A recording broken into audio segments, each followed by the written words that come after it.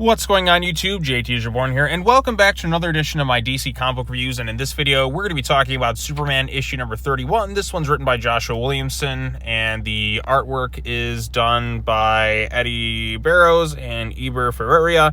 And this is a DC KO tie-in. If you want to know my thoughts on the other DC KO stuff, then you can go check out those videos. I'm not going to fully recap the whole event or anything, but basically, there's a big tournament going on in the center of the planet because Earth is literally becoming Apokolips, and they have to fight amongst the heroes and villains to determine a new King Omega to go face to face with Darkseid. And we've learned some stuff like there's alphas and omegas and, you know, stuff like that. And Darkseid is basically kind of King Omega, but there's also an alpha to that, which we kind of learn in this thing based on the holographic AI of, you know, Jor-El and Laura, you know, Superman's parents. Which, learning about that aspect and learning that Doomsday is actually the alpha in a way, which is an interesting reveal there, because Doomsday was meant to be destroyed and come back to life, constantly adapting to all the things that something with Omega energy or just that force in general is kind of the inverse of that. So I thought that was kind of a neat reveal. We also see Superman there talking with his dad and seeing if he knows anything about Darkseid or the King Omega stuff, and he really doesn't. He's like, hey, if you had the chance to save everyone, would you have done it? And he's like, yes, I could have.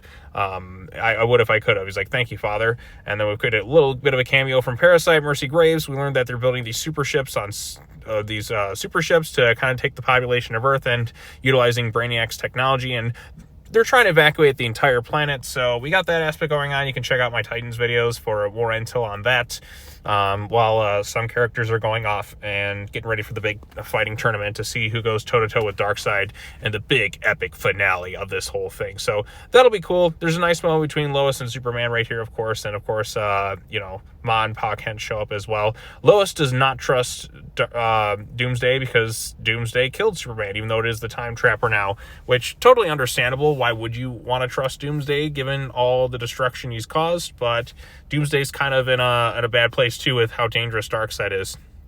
So Superman goes off there. They have a nice moment together as a family. And then Lois is off in one of the ships, but she decides to go back to the Fortress of Solitude.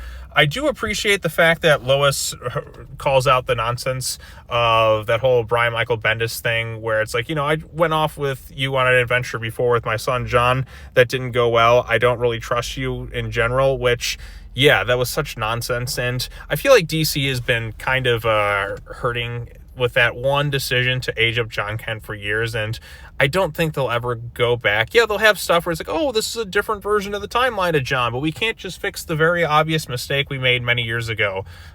They very easily could just say, oh, this isn't the actual John, this is just, you know, a different Superman John or someone else trapped in the timeline or something like that, but they're not going to do it because they're scared to admit that they failed by bringing in Brian Michael Bendis and all that other nonsense that followed in terms of John's character. So I feel like, God, can you imagine if John was an actual, like, kid now instead of whatever he is now? I mean, I guess he kind of is, like, was he like 17 or 18 now?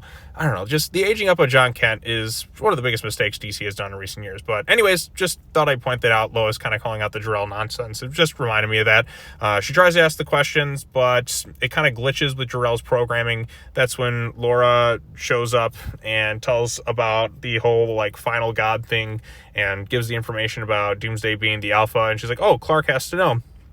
But as she's gaining this information, Superboy Prime shows up, and this little sun monster thing, I don't remember the name, is what kind of reinvigorates Lois's powers, and she's back to being Superwoman. So that was a creative way to kind of get her powers back. I didn't expect that, and I didn't expect Superboy Prime to show up. So cool stuff revealed here. Really solid looking artwork, and it'll be fun to see Lois team up with Superboy Prime. That's not something I really was, I guess, anticipating because, well, Darkseid's throughout all different eras of time, and characters are fighting all over the place, and it's kind of crazy right now when it comes to this whole DC KO event. There's some fun stuff to be had for sure, but, you know, when it comes to events, it can be a little bit difficult sometimes to keep up with all the different moving pieces. But I think because they're only keeping it like, okay, You got the tournament here, and then you got evacuation stuff and a few other little side bits, but the main thing is that tournament, and Darkseid is inevitable, like, showing up and stuff. But overall consensus, this is a pretty decent tie-in. I like the one with Lois. I kind of like the reveal of learning that Doomsday is, like, the alpha in this whole situation.